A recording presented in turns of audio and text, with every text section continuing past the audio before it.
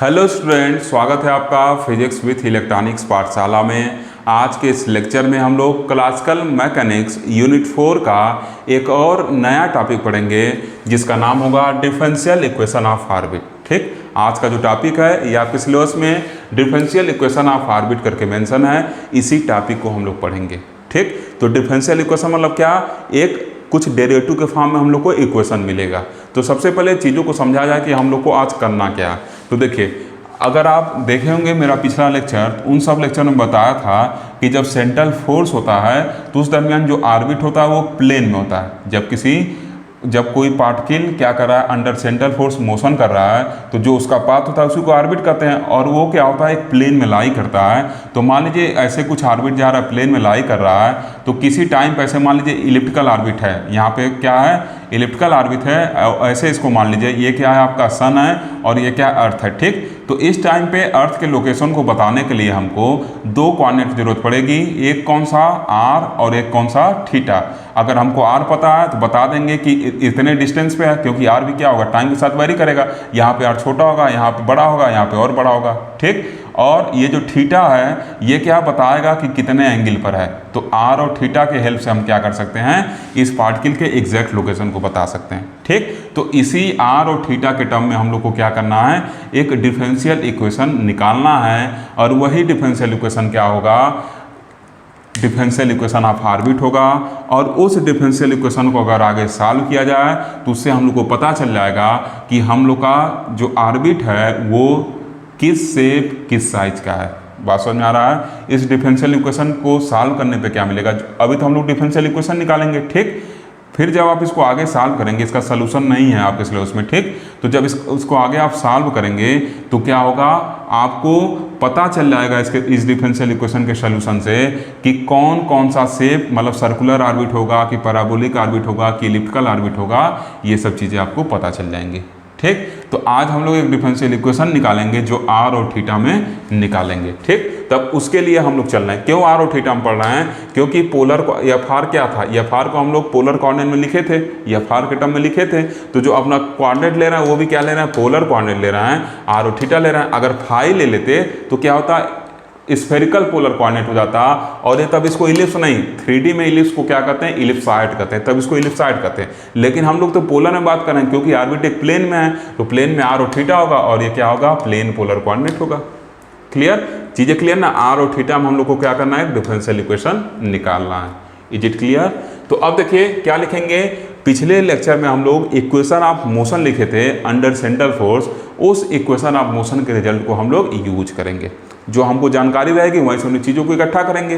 तो लिखेंगे, we know that equation of motion under central force is, कुछ ऐसे होता है, m d2r upon dt square minus m r d theta over dt square is equal to F r. अब देखिए यहाँ पे आर और थीटा का एक साथ क्या है, डिफरेंशिएशन नहीं है।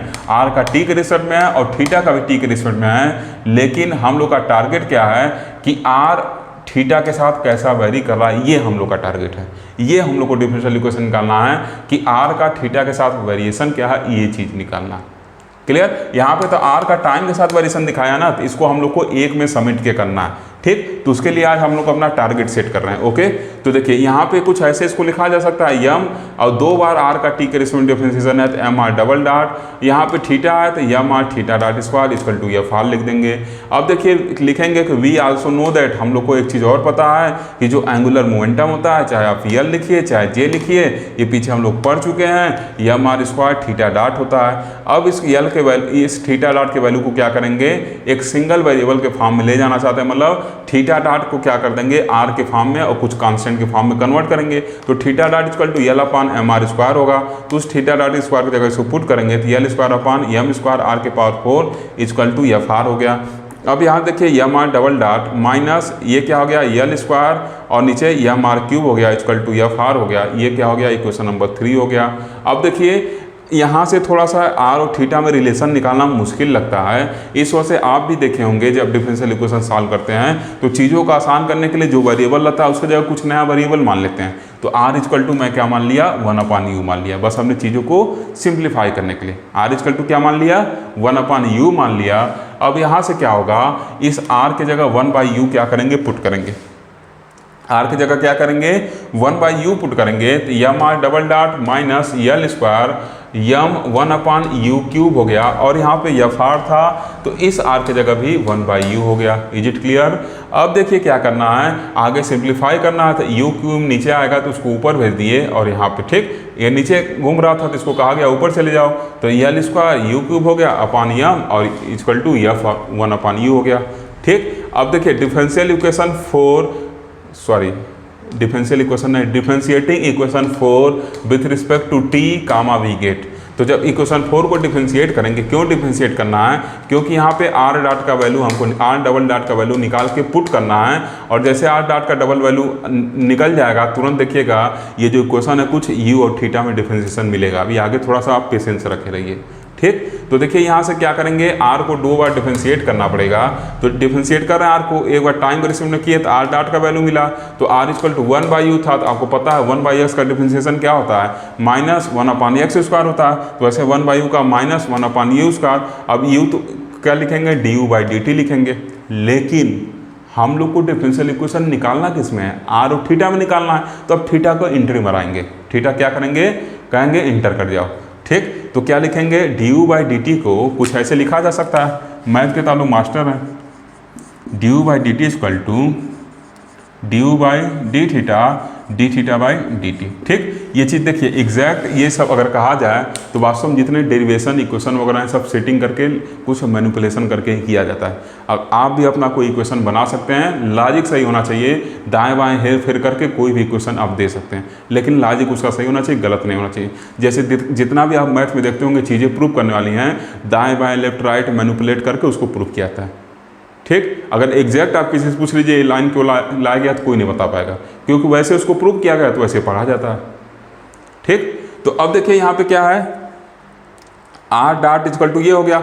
अब du/dt की जगह हम t लेकर क्या करेंगे, कुछ नहीं कर पाएंगे, तो du/dt की जगह कुछ ऐसे लिख सकते हैं ना, du/d थीटा और d/dt, मतलब किए क्या हैं, ऐसे आप कह सकते हैं du/dt था तो d थीटा से ऊपर मल्टीप्लाई कर दिया, d थीटा से नीचे, तो इक्वेशन कोई फर्क पड़ेगा नहीं। अब इस d थीटा के नीचे इसको ढकेल दिए और d थीटा की सुहल लेते आए तो क्या हो जाएगा, du/d थीटा d/dt। तो यहाँ से क्या हो गया, कुछ ऐसा इक्वेशन मिल गया। क्लियर है चीज़? अब फिर देखिए यहाँ से क्या किए हैं, r dot square equal to minus 1/u², और ये क्या हो गया, थीटा डॉट हो गया, और ये क्या हो गया, du/d थीटा हो गया। क्लियर है चीज़? हम लोग का एम क्या है, आर और थीटा में निकालना, तो आर की जगह 1/u मान ली है, जिसका मतलब क्या, u और थीटा में निकालना। बात क्लियर है ना? आर और थीटा में शुरू में बताए हैं, लेकिन आगे अपने इस इक्वेशन को सॉल्व करने के लिए हम लोग क्या किए, आर इक्वल टू 1/u मान लिए, तो हमको अब क्या रिजल्ट हो गया कि u और थीटा में, मतलब u का थीटा के साथ क्या वेरिएशन है उसको निकालना है। अभी तक क्या सेट किए थे, आर का थीटा के साथ, तो यहाँ पर आपको u की जानकारी नहीं थी, तो इस वजह से मैं आर और थीटा बताया था। अब चीज़ों को सिंप्लीफाई करने के लिए एक कांस्टेंट माना, तो वो कांस्टेंट आर के बराबर है। दिस मीन्स व्हाट, हम लोग को एक इक्वेशन निकालना है किसमें, u का थीटा के साथ वेरिएशन चेक करने के लिए, और फिर मन करेगा तो वहाँ u का वैल्यू पुट कर देंगे तो आर और थीटा के साथ उसका वेरिएशन हो जाएगा। क्लियर? तो यहाँ देखिए क्या हो गया, हमको थीटा का एंट्री बनाना था, कुछ ऐसा हम लोग क्या किए, सेटिंग किए, थीटा एंट्री मार दिया। ठीक, और ये क्या हो गया, d/dt थीटा डॉट हो गया। अब फिर इसको कहा जाएगा तुम भागो, कहाँ से भगाया जाएगा, यहाँ से थीटा डॉट कहा जाएगा, तुम तुरंत गायब हो जाओ यहाँ से। नहीं तो अगर थीटा डॉट भी ले लेंगे तो फिर थीटा, इसको एक बार डिफरेंशिएट करेंगे तो फिर थीटा डॉट को डिफरेंशिएट करना पड़ेगा, तो क्या फायदा। यहाँ थीटा डॉट को क्यों हम लोग चेंज कर दिए कांस्टेंट में, इस वजह से किए थे इसको कि यहाँ देखिए जब चेंज कर दिए तो सब कुछ आर के टर्म में आ गया, अब आर को एक कांस्टेंट लेके कर दिए। अगर नहीं चेंज करते तो थीटा डॉट को भी टाइम के रिस्पेक्ट में डिफरेंशिएट करके आगे काम करना पड़ता। जैसे अभी यहाँ इसको थीटा डॉट को न डिफरेंशिएट करें तो फिर आर डबल डॉट अगर हम निकालना चाहेंगे, आर डबल डॉट क्यों निकालना चाहेंगे, क्योंकि यहाँ पुट करना है, तो फिर थीटा एक भी फंक्शन आ जाएगा, फिर उसको भी डिफरेंशिएट करना पड़ेगा। तो इस वजह से क्या कर रहे हैं, इस थीटा डॉट को फिर कांस्टेंट के टर्म में ला दे रहे हैं, और वो कौन कौन सा है, कांस्टेंट और आर के टर्म मिला दे रहे हैं। ठीक, कौन कौन सा है, यहाँ से जब यूज करेंगे तो थीटा डॉट इक्वल टू क्या होगा, l/mr², और r स्क्वायर की जगह 1/u² लिखेंगे, तो l²u²/m हो गया, और ये क्या हो जाएगा, du/d थीटा हो जाएगा। क्लियर है चीज़? एम क्लियर है ना? हम लोग को u और थीटा में चलना है। क्लियर। थीटा को इस वजह से हटा रहे हैं क्योंकि हम लोग को देखिए फिर यह क्या हो गया, यू और आर का एक दूसरे के साथ रिलेशन है, और ऐसा करने से यहाँ ये क्या होगा, इस यू स्क्वायर से यू स्क्वायर कट जाएगा, तो क्या होगा, ये चीज़ें और छोटे हो जाएंगे। नहीं तो अगर फिर इसको टाइम के रिस्पेक्ट में जब करते तो इधर आर डबल डॉट होता, क्यों, क्योंकि आर डबल डॉट का वैल्यू चाहिए, और इधर थीटा डबल डॉट हो जाता, फिर उसको लेके झेलना पड़ता, तो पहले उसको हटा दिया जाए। इसी वजह से यहाँ भी हटाया गया था ताकि उसको लेके झेलना ना पड़े, और आर को क्या किया गया था, 1/u पुट कर दिया गया था। ठीक, अब इसके आगे क्या करना है उसको देखेंगे, पहले लिख लें। ओके ओके स्टूडेंट, देखिए यहाँ पे एक गलती हुआ था। ये क्या रहेगा, थीटा डॉट का वैल्यू हम लोग क्या माने थे, थीटा डॉट का वैल्यू हम लोग यहाँ से थीटा डॉट का वैल्यू देखिए क्या होगा, थीटा डॉट इक्वल टू होगा यल अपान यम आर स्क्वायर होगा, और आर इक्वल टू 1/u था, तो theta dot equal to l upon 1/u का स्क्वायर, तो थीटा डॉट इक्वल टू क्या हो जाएगा, यल अपान यम यू स्क्वायर हो जाएगा। ठीक, यल स्क्वायर नहीं रहेगा, ये चीज़ आप सही कर लीजिएगा। Okay, sorry for this. अब देखिए यहाँ पे क्या कर रहे हैं, ये चीज़ सही कर लिया आप। अब इस इक्वेशन को हम लोग जब आगे सॉल्व करेंगे तो यू स्क्वायर से यू स्क्वायर कैंसिल हो जाएगा। एक बार पहले चेक करूँ नीचे तक आ रहा है कि नहीं, सही है, चलिए ठीक। अब ये क्या हो जाएगा, यू स्क्वायर से यू स्क्वायर कैंसिल हो जाएगा, तो यहाँ पे क्या बचेगा, minus l by m d you by D theta. लेकिन अभी भी जो हम लोग का गोल था वो पूरा नहीं हुआ। हम लोग का गोल क्या था, आर डबल डॉट चाहिए था, आर डबल डॉट चाहिए था, अभी तो आर सिंगल डॉट निकला ना। दिस मीन्स व्हाट, इस ऊपर वाले इक्वेशन को एक बार और हमको डिफरेंशिएट करना पड़ेगा। तो जो ऊपर वाला इक्वेशन है इसको एक बार और डिफरेंशिएट करेंगे। डॉट कब आता है, जब टाइम के रिस्पेक्ट में डिफरेंशिएट करते हैं। तो क्या लिखेंगे, differentiating above equation with respect to t comma we get. ठीक, आप चाहें और अच्छे से with respect to time t comma we get लिख सकते हैं। ओके, तो आर डबल डॉट हो गया इधर, minus l by m constant था वैसे रहेगा, इसका डी बाई डी टी के रिस्पेक्ट में डिफरेंशिएशन करेंगे। अब देखिए यहाँ पे क्या किए हैं, हमको चीज़ें क्या करना है, आर और थीटा, तो आर की जगह 1/u माने, मतलब आर को u के टर्म में हम लिख रहे हैं, तो मतलब हमको u और थीटा के टर्म में चीज़ें चाहिए। तो हम क्या करेंगे, फिर यहाँ से t को गायब करने का कोशिश करेंगे। तो क्या किए हैं, डी बाई डी थीटा लिख दिए हैं और थीटा बाई डी टी लिख दिए, मतलब ऐसे था D theta by D T का इसमें मल्टीप्लाई किए हैं, और ये डी बाई डी टी था ऐसे, और बीच में क्या है, ये वाला क्वांटिटी है, ये वाला क्वांटिटी है। तो क्या किए हैं, इस डी टी को, इस डी थीटा को यहाँ लाए हैं, इस डी टी को यहाँ खिसका दिए, तो क्या हो गया, डी बाई डी थीटा हो गया, डी बाई डी थीटा। और ये जो डी टी था इसको थीटा से ढकेल के बाहर कर दिए हैं, तो क्या हो गया, D by D theta, D you by D theta और D theta by D T. Is it clear. क्यों ऐसा कर रहा है, बिकॉज हम जब हम इक्वेशन प्लेन में लिख रहे हैं क्या, आर और थीटा के टर्म में चाहिए। शुरू में मैं आर और थीटा होता था, क्यों शुरू में आर थीटा, क्योंकि अभी उसको आपको वही जानकारी थी। जो हम लोग यू मान लिए, तो अब हम क्या बता रहे हैं कि यू और थीटा के टर्म में चाहिए। अरे चाहे यू करिए चाहे आर करिए, आर इक्वल टू 1/u, तो यू से आर में भी जा सकते हैं, आर से यू में भी आ सकते हैं। ठीक, तो इसको लेकर कोई डाउट नहीं होना चाहिए। ओके, तो अब देखिए यहाँ पे क्या हो गया, ये चीज़ ऐसे हो गई, क्यों किए, because we want a differential equation in term of u theta over r and theta. Okay, तो अब देखिए यहाँ से ये चीज़ जब कर दिए तो ये D theta by D T theta dot हो गया, और फिर थीटा डॉट का वैल्यू कुछ यहाँ से ऐसे निकालेंगे और फिर इसको पुट करेंगे, तो क्या हो जाएगा, ये जब थीटा डॉट का वैल्यू यहाँ से निकालेंगे तो यल यू स्क्वायर अपान यम हो गया, और ये D you by D theta था उसको ऐसे लिखेंगे, इसको ऐसे लिखेंगे, और फिर देखिए यम स्क्वायर हो गया, यल स्क्वायर हो गया, यू स्क्वायर हो गया, कुछ ऐसे हो गया। यूजिंग इक्वेशन 6 इन इक्वेशन 5, अब आर डॉट हम लोग को मिल चुका है जो यू और थीटा के टर्म में है, और डिफरेंशियल इक्वेशन भी क्या होता है कि यू का थीटा के साथ, या क्या बोले थे, आर का थीटा के साथ, तो यहाँ 1/r रख देंगे तो आर का थीटा के साथ वेरिएशन पता चल जाएगा, तो वही चीज़ है। तो यू का थीटा के साथ हम लोग को वेरिएशन मिल चुका है, हम लोग का गोल लगभग मिल चुका है। अब इसको यहाँ पे यूज कर लेंगे। ठीक, यहाँ पे हर जगह से आर को भगा चुके थे, यहाँ आर डबल डॉट का वैल्यू भी यू थीटा के टर्म में पा गए हैं, तो लिखेंगे using equation 6 in equation 5 comma we get, तो क्या हो जाएगा, यम कॉमन ले लिए और पूरा ये वैल्यू उठा के पुट कर दिए, और ये क्या हो गया, minus L square U square upon M हो गया, और यफ ऑफ 1 अपान यू हो गया। अब देखिए यहाँ पे क्या हो जाएगा, यल स्क्वायर, ये माइनस साइन ऐसा था, यम स्क्वायर से एक यम कट गया, यम बचा, D you by D theta square बचा, ये चीज़ बचा। अब देखिए क्या करेंगे, इस पहले वाले टर्म से भाग दे देंगे पूरे इक्वेशन में, तो डिवाइडिंग बोथ साइड बाय इतना वी गेट, तो क्या होगा, जब डिवाइड करेंगे तो ये पूरा कट गया, यहाँ पे एक u एक्स्ट्रा था तो एक u बच जाएगा, इधर कुछ नहीं था, तो जब डिवाइड करेंगे तो 1 अपान ये लिखेंगे तो उलट के ऊपर चल जाएगा, तो क्या हो जाएगा, M divided by L square upon U square. Clear. अब देखिए यहाँ पे कुछ ऐसे हम लोग को मिल गया, जब इसको इधर नेगेटिव साइन भेज दिए तो कुछ ऐसे इक्वेशन मिल गया, u का थीटा के साथ वेरिएशन मिल गया। अगर यहाँ r पुट कर दे तो r का थीटा के साथ वेरिएशन हो जाएगा, क्योंकि u इक्वल टू क्या है 1/r।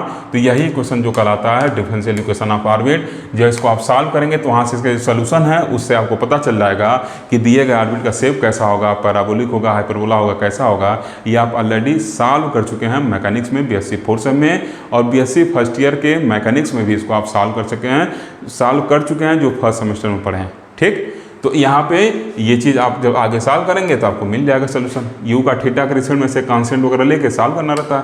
ठीक, तो हम लोग को बस यहीं तक पढ़ना था। यही क्या है, डिफरेंशियल इक्वेशन ऑफ ऑर्बिट है। अब इस पर एक न्यूमेरिकल करेंगे। गोल हम लोग का मिल गया u का थीटा के साथ वेरिएशन। ठीक, उसी के लिए इतना हम लोग मैनिपुलेशन किए हैं। तो कोई चीज़ जब प्रूव करना था ऐसे नहीं किया था, इधर उधर सेटिंग करके किया जाता है। क्लियर हो गया चीज़। तो अब आगे बढ़ें। समझ में आया क्या गोल था आज हम लोग का, u का थीटा के साथ। पहले हम क्या कहें, r का थीटा के साथ, क्योंकि पहले आपको u का जानकारी नहीं था। बाद में r इक्वल टू 1/u माने हैं, तो अब u का थीटा के साथ कर रहे हैं। तो जब r इक्वल टू 1/u है तो चाहे r का थीटा के साथ कहिए चाहे u का थीटा के साथ कहिए, बात तो एक ही है, दोनों का वेरिएशन। तो थीटा के साथ इसका वेरिएशन हो गया। अब यहाँ से पता चल गया क्यों ऐसा कर रहे थे, क्योंकि जो पोलर कोऑर्डिनेट था पार्टिकल का एग्जैक्ट लोकेशन बताने के लिए उसमें r और थीटा का वेरिएशन हमको देखना था।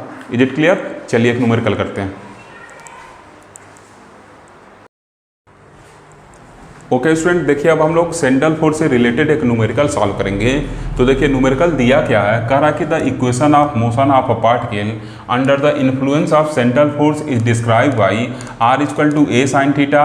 तो फिर कह रहा कि find an expression for the force. ठीक, देखिए न्यूमेरिकल में कह रहा कि एक पार्टिकल है, ठीक, उसका जो मोशन है मतलब उसका जो ऑर्बिट है वो r equal to a sin theta है, और वो सेंट्रल फोर्स के इन्फ्लुएंस में क्या कर रहा है, मोशन कर रहा है। मतलब उसके ऊपर सेंट्रल फोर्स लग रहा है, तो वो जो ऑर्बिट तय कर रहा है वो r equal to a sin theta तय कर रहा है। तो उस पर ऊपर लगने वाले सेंट्रल फोर्स को बताइए।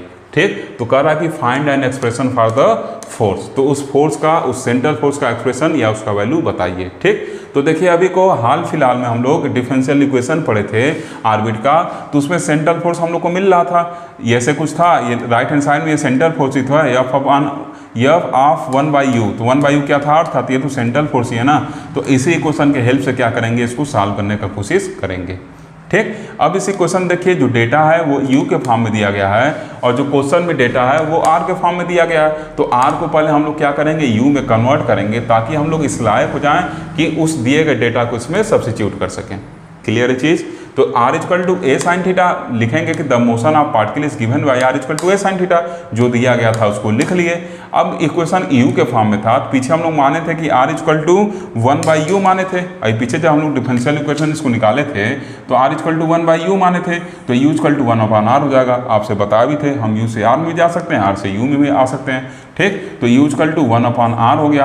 अब r का वैल्यू a sin थीटा हो गया, तो u equal to sin theta ऊपर चला जाएगा तो कोसेक थीटा अपॉन a हो जाएगा। अब क्या करेंगे, इस इक्वेशन को डिफरेंशिएट करेंगे 2 बार थीटा के रिस्पेक्ट में, क्योंकि हमको dt upon d theta square का वैल्यू चाहिए जो यहाँ पे पुट करना है। तो differentiating above equation with respect to theta comma we get, इसको थीटा के रिस्पेक्ट में जब डिफरेंशिएट करेंगे तो कोसेक थीटा का डिफरेंशिएशन क्या हो जाएगा, इधर तो डी बाई डी थीटा हो गया। अब कोसेक थीटा का जो डिफरेंशिएशन होगा ये क्या हो जाएगा, माइनस कोसेक थीटा इंटू काट थीटा और बाई ए हो गया।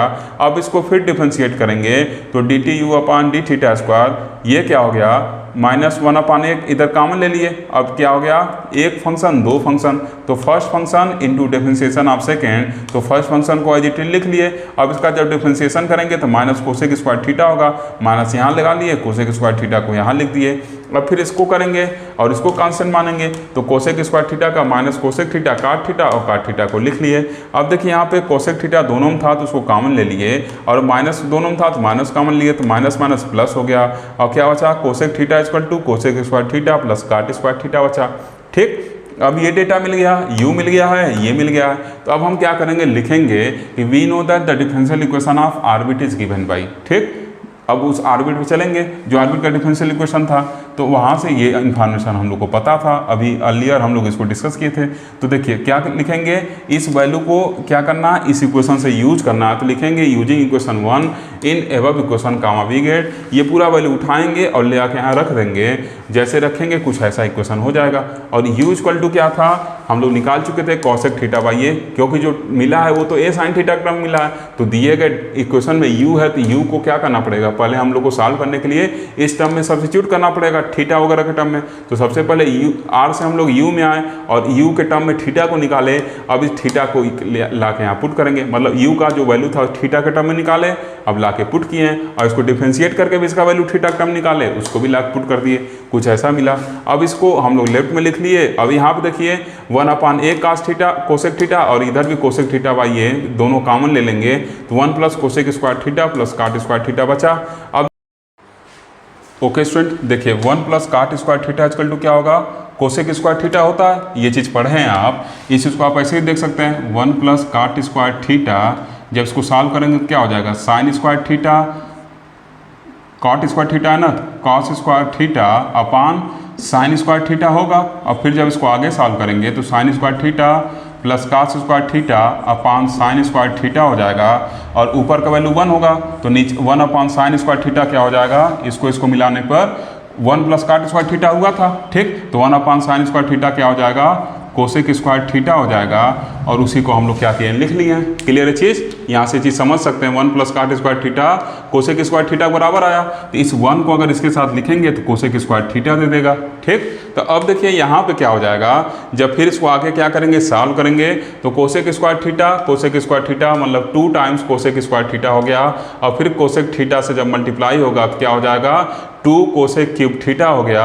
और फिर देखिए इस कोसेक क्यूब थीटा का जब वैल्यू यहाँ से लिखना चाहें अगर हम तो क्या हो जाएगा, कोसेक क्यूब थीटा जब होगा u क्यूब a क्यूब हो जाएगा। तो क्या लिखेंगे यहाँ से u, देखिए क्यूब छूट गया था, ठीक। यहाँ से देखिए यहाँ से अगर लिखा जाए तो कोसेक थीटा क्या है, यहाँ पे कोसेक थीटा इक्वल टू क्या है, u a है। अब जब इसका स्क्वायर करेंगे तो क्या हो जाएगा, सॉरी क्यूब करेंगे तो क्या हो जाएगा, इधर भी क्यूब हो जाएगा, तो u क्यूब a क्यूब हो गया। अब फिर देखिए क्या किए हैं, जो ये वैल्यू था इसको इधर भेज दिए हैं। तो जब ये वैल्यू इधर भेजेंगे देखिए क्या है, यहाँ 2 था, यहाँ माइनस था तो माइनस इधर आ गया, ये 2 लगा हुआ, ये l स्क्वायर हो गया और फिर क्या हो गया, m हो गया, ये a हो गया। अब u के पावर 2 था, u के पावर 3 था तो u के पावर 5 हो जाएगा, a क्यूब हो गया, ठीक। हमको फोर्स का एक्सप्रेशन मिल चुका है, आगे थोड़ा सा और लिखना उसको देखेंगे और फिर लेक्चर फिनिश हो जाएगा। ओके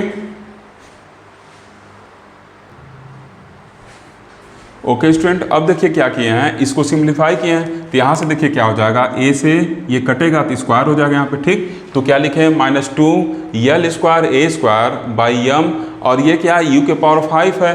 तो अभी माने थे ना, अभी हम लोग यहाँ देखे थे कि u इक्वल टू 1/r माने थे, ऐसे माने थे ना, u इक्वल टू 1/r करके माने थे, तो 1/a साइन थीटा लिखे थे, a साइन थीटा लिखा गया था। तो अब यहाँ से u को जिस टर्म में हमको इक्वेशन दिया गया था r के टर्म में, तो u को r के टर्म में भी कन्वर्ट कर सकते हैं। तो u के पावर 5 क्या हो जाए, u के पावर 5 इक्वल टू 1/r के पावर 5 हो गया।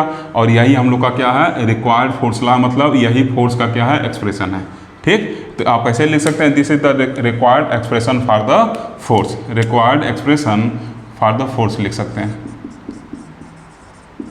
Expression for the force. Clear है चीज। अब देखिए ये फोर्स किसके है, 1/r के पावर 5, मतलब r के 5th पावर के इनवर्सली प्रोपोर्शनल ये फोर्स है आपका, ठीक। या फार जो है r के 5th पावर के इनवर्सली प्रोपोर्शनल है, जो इस पे पार्टिकल पे लग रहा है उस दौरान क्या हो रहा है, ये ऑर्बिट पार्टिकल तय कर रहा है, मतलब कुछ इस शेप का ऑर्बिट क्या कर रहा है, पार्टिकल तय कर रहा है, ठीक। इसी तरीके के प्रॉब्लम आपसे एग्जाम में पूछे जा सकते हैं, या जिन यूनिवर्सिटी में ऑब्जेक्टिव एग्जाम है उसमें भी इस तरीके के प्रॉब्लम ऑब्जेक्टिव क्वेश्चन में बनते हैं, तो उसमें पूछे जा सकते हैं। बाकी ऑब्जेक्टिव क्वेश्चन जब मैं कराऊंगा तो हर एक तरीके का प्रॉब्लम डील करूंगा, तो आप उससे निश्चिंत रहिए। पहले हम लोग थ्योरेटिकल पूरा पढ़ के अपना सिलेबस फिनिश कर लें, फिर 10 दिन के अंदर पूरा ऑब्जेक्टिव हम लोग फिनिश कर लेंगे। ओके, अगर आपको वीडियो अच्छा लगा जरूर लाइक करिए, शेयर करिए, तथा चैनल को अभी तक सब्सक्राइब नहीं किया सब्सक्राइब भी करिए। Thank you for watching.